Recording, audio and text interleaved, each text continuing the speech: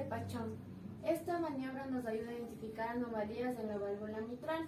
Para esto el paciente debe estar en decúbito lateral izquierdo y se procederá a la auscultación de la válvula mitral.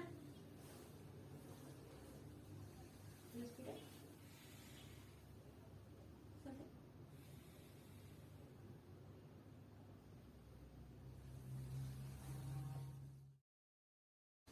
Maniobra de Harvey. En esta se auscultarán las válvulas semilunares, tanto aórtica como pulmonar, para lo cual se le pedirá al paciente que por favor inclínese un poquito hacia adelante.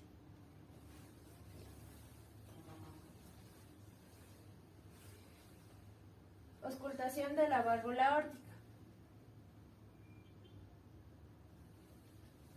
Auscultación de la válvula pulmonar.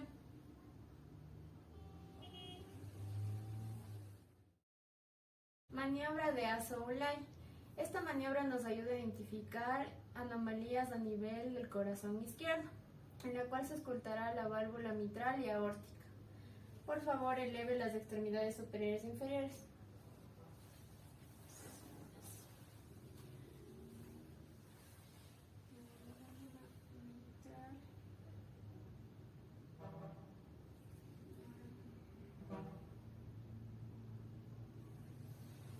Gracias, puede bajar, por favor. Baja.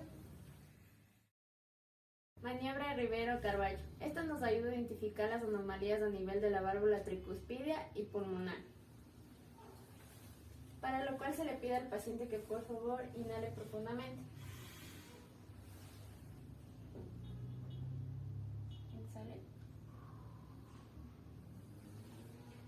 Pulmonar, inhale. Exhale. Tricuspidia.